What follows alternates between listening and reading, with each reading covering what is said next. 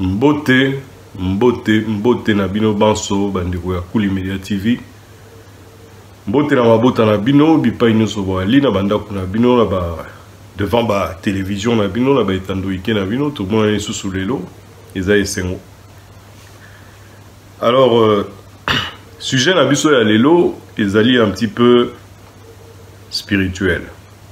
Sujet na biso ya spirituel parce que te belé nazarana bango de temps en temps to beta rapé ma solo ya spiritualité. Batouana bazalaka toujours dans ba questionnement ebelé. Ba mitunaka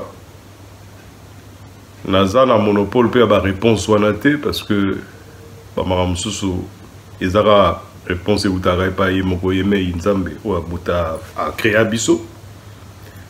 Mais question mo ezongaka souvent pe mususu question mo pe eza question moko ezongaka pe souvent te. Les gens ne se posent pas trop la question, mais il y a certains, moi minorité, moi qui se posent la question. Est-il nécessaire de prier? Bon. La réponse, ce n'est pas oui, ce n'est pas non. Mais, nous avons développé moi mon sujet en haut. Tout à quel niveau, éventuellement, nous passer la réponse. Voilà. Est-ce qu'il est nécessaire qu'on prie?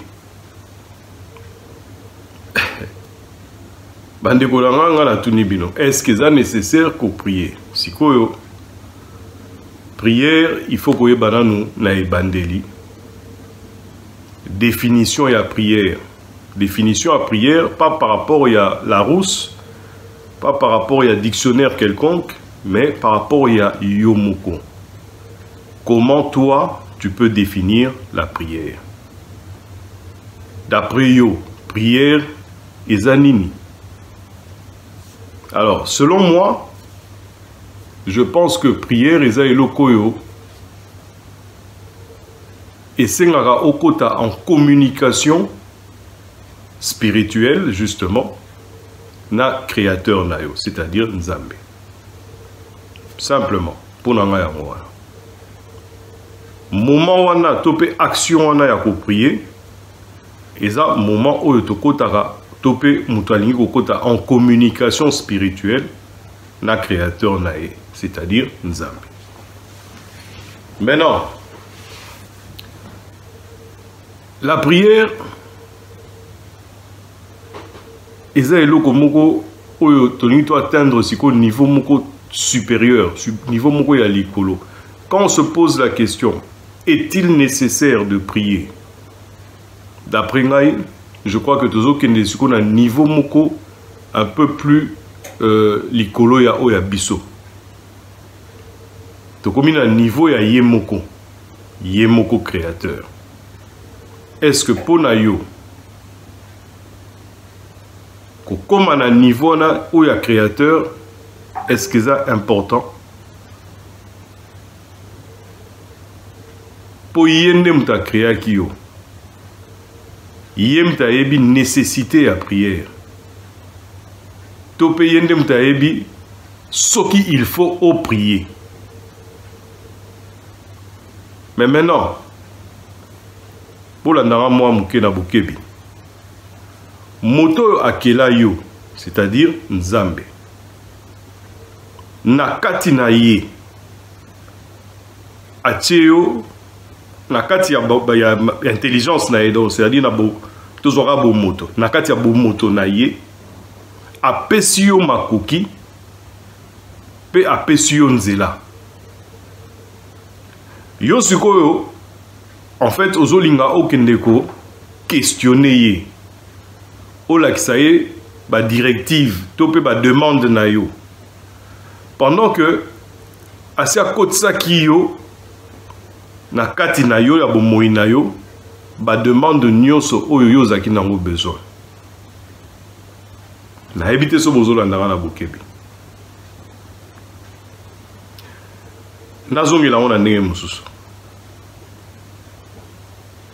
aucun moment na yo ya prière mais na kati ya prière na yo oza ko senga Nzambe asalela yo boye akende na yo boye amema yo direction boye to pe apesa yo boye to pa batela yo na boye to pe mais obosani que o yende mtakelaki yo tango akelaki yo apesaki yo boye abateli yo na boye to pa batela ko kaka na boye to pa mema ko na direction boye to pe est-il nécessaire de prier? Moto na moto aosala yaye analyse na betela bino lisolo moko ya mwa muke na ba ane moko boye ya kala déluge moko boye esalamaki na ville moko babengi Pennsylvanie eza na États-Unis. Alors na kati ya ville ya Pennsylvanie yango déluge wana ebandi mbula moko ya makasi mai ebandi komata. Alors journaliste moko azalaki wana à époque ezalaki ba journaliste oyo te ya lelo oyo bazala ba caméra pour ya lelo koma moto azo se noyer journaliste azui caméra azo filmer po yango nde métier na bango pareil journalisme. Donc il faut avoir caméra à filmer pour la qui s'abattu misusu ndenge moto azo se noyer. Arozwa tout tenter pour ya sauver yo. Ye azo sa métier na ye. Arozwa yo na image a tiango quelque part pour batuba kotala ndenge nyo zako ko se noyer. Mais na époque wana ba caméra ezaki na noté donc ezaki likambo ya kotinda ba message kaka to pe ko rédiger ba reportage na yo to pe makambo yo sali par système ya morph. Alors journaliste wana ma eza komata azosala musala na ye tango déluge wana esili komata atindi pe na système wana ya morph reportage na ye, c'est-à-dire que rapport na ye mobimba ya reportage wana en expliquant vraiment clairement tout ce qui s'est passé. Banani bakufi, pourquoi bakufi, déluge yango ebomi ba nini esali boye ba dégâts banda ko ekoyi ba makambo belé. Alors abandaki kokoma nini rapport na ye en disant Nzambe ntango avandi azotala donc abandi ndenge wana bi Nzambe ntango avandi azotala mai eza kobata bato baza kokufa boye na bo akomiti na suka azui atindeli yango sikoyo rédaction na ye directement juste na seconde elandaki azui coup de fil moko mokonzi na rédaction abengi abine oh mais na utomona reportage na yo nini travail na yo ya reportage au comité Nzamba vandi aza kotala bon tika na yo makambo ya déluge kende ko interviewer nde Nzambe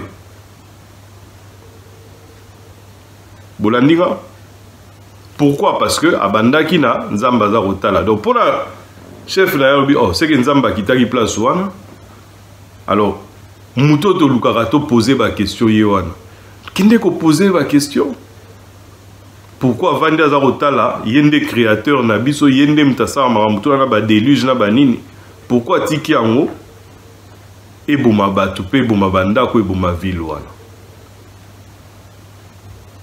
Ça c'est une manière de voir les choses ya chef nae mais tozonga nano na lisolo na biso déluge ebomi batu ebele batu bakufi. Quelque temps après kaka na kati ya ville wana ya Pennsylvanie wana mais mutu moko abikaki mutu wana longwe na Pennsylvanie après déluge ake na ye na New York kokoma komi na New York azobeta mwa masolo na ye na bato mibale misatu ndenge a survivre na déluge wana Alors, à mon niveau, tu vas s'intéresser dans les solos nae. À longueur, on a à la ville Moussousou, il y a Seattle. A comme il y a Seattle, à Betty les solos Soussou, tu vas Soussou est belé. À longueur, il y a Seattle, à Boston. Et puis Atlanta, et puis Chicago, et puis la grande ville, nous doit comme conférencier mon néné, quand on a sujet à Nenga Bika qui na déluge. A komi na mbongo ebele bakomo bengisa ina bamboka nyonso po expliquer kaka ndenge azwaki problème ya déluge pe Nenga bikaki po batu nyonso bakufaki yeka muta bikaki. Alors bandeko na ngai et komi pe na tango oyo malgré ba mbongo nyonso azwaki, malgré ba succès nyonso akomaki nango akomi ba livre et kama ba best-seller et au comme appelle en ngao yemoko akufi. Mais akufa qui n'est na déluge te akufi normalement. Alors ayo komo na suko ka komi na esika moko batu bavandi ebele bazozela bakota na paradis. Yesika zalaki abi maintenant profiter pe le roi batu baza ebele wa na beta pe lisolo na ndenge na bikaki na déluge. Aibisi suko voisin na yaki pembe na mon cher. Naza lisolo moko ya ndenge na kufaki na déluge, ndenge na bikaki na déluge. Mais ina bete la bino po batu nyonso baza bayoka pe ndenge na bikaki na déluge wana. Voisin na bete moi coup de coude abi yozo la biso lisolo na déluge. Moi éviter parmi bateau nyonso bazawa Noé pas na kati. Parmi bateau nyonso zomona bazozi la porte à paradis fungwa Noé na kati. Et en couleur, ça veut dire qu'en comparaison déjà, il y a histoire na yo oyo yo bikela ki na déluge, toza na mama na histoire ya Noé où il y a bikisande bateau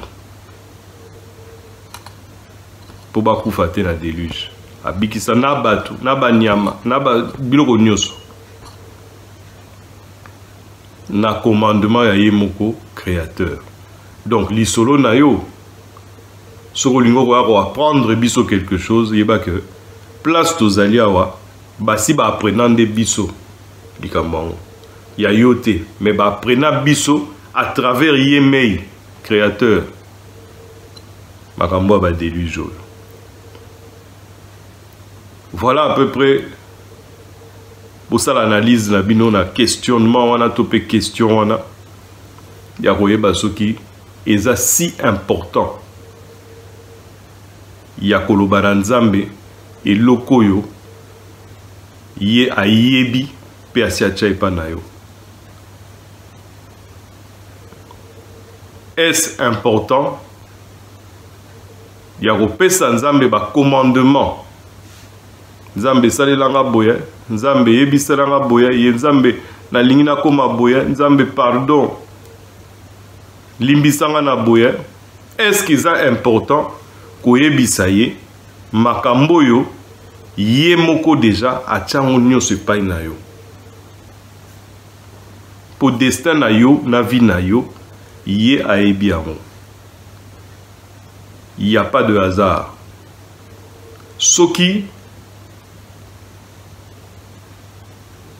batu bazali oyo ngala solo na bango akoyebisa oge tiri na meo mituna soki pourquoi na botama na famille oyo.